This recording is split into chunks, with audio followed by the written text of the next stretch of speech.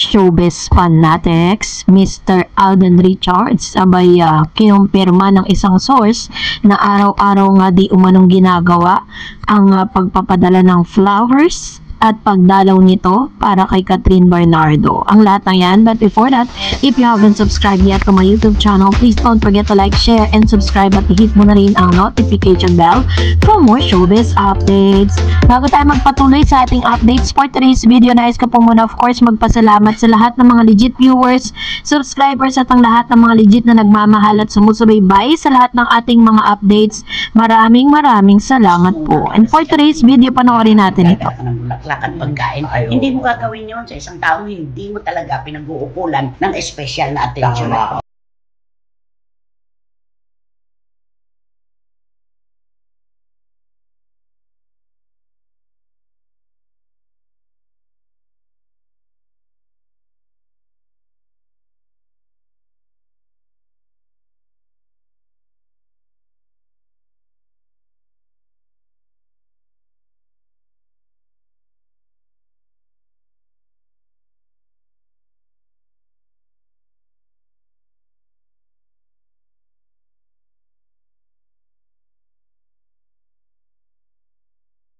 Kinumpirma nga ng source ni Manay Christopher Min ang patungkol sa yung pagiging desidido ni Mr. Alden Richards na i-push itong si Miss Catherine Bernardo kahit po napakarami pong mga bashers. Pero ayon po kay Miss Christopher Min, ay meron pong isa na parang makikipag-away at talagang pinaglalaban po ang isang Alden Richards at Catherine Bernardo. Yan po yung kanilang latest updates po nila sa Showbiz Now na kung saan kinumpirma po nila dito na talagang na-meet nila si Alden Richards in person at isa sa mga bagay na kinahangaan nila dito dahil si Alden daw ay di nagbago mula nung una nilang nakilala ito nung hindi pa ito kasikatan hanggang sa eto na medyo matunog na talaga yung pangalan niya at tinagurian na po siyang box office king.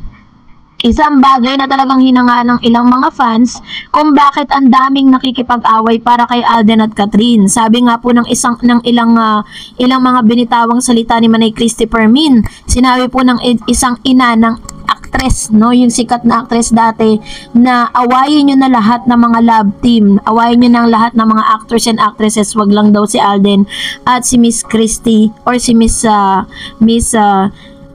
Catherine Bernardo. So, ganun po nila pinoprotektahan ang Kat din, ano. At marami na rin po talagang mga Katniel fans at nag-ship, no, para po talagang suportahan si Alden Richards at si Catherine Bernardo. And this May, medyo madalas na po natin silang mapapanood dahil marami po silang gagawing mga event na magkasama. Una, dahil sila po ay bibigyan ng parangal, no, bilang King and Queen, na box office King and Queen this coming May 12. If I am not mistaken, this May 12 po is pupunta sila sa isang prestigious event para po gawin ito.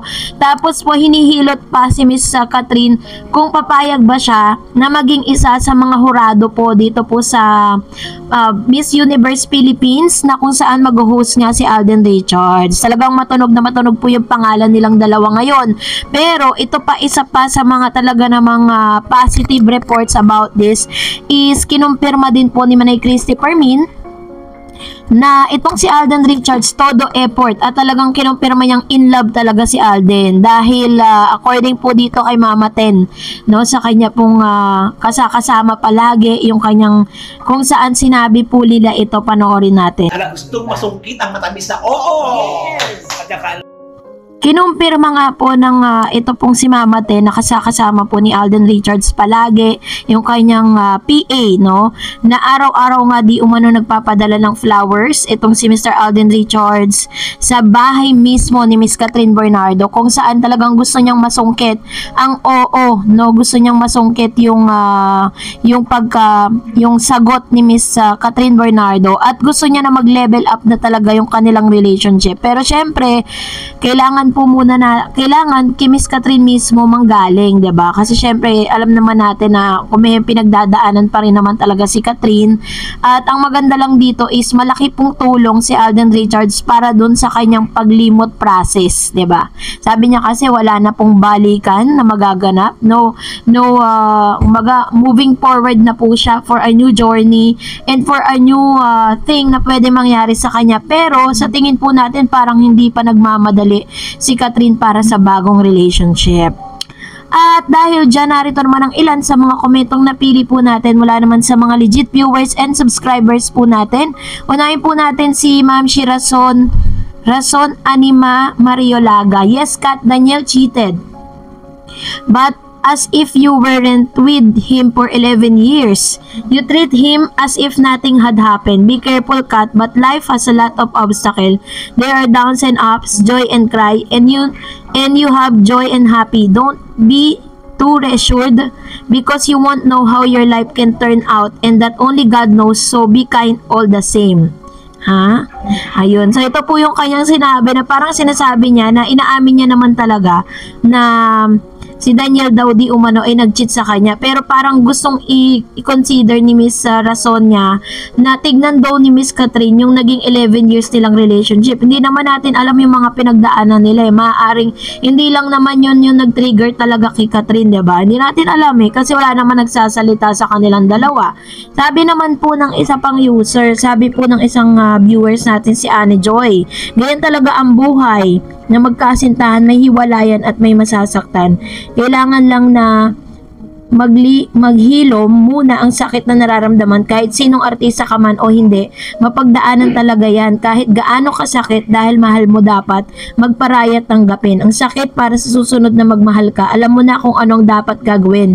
Kat is good na-handle niya ang situation kahit masakit sa kanya. Kahit sino ang mamahalin ni Kat sa long alagaan siya ng tunay na pagmamahal. God bless you, Kat. Ayun.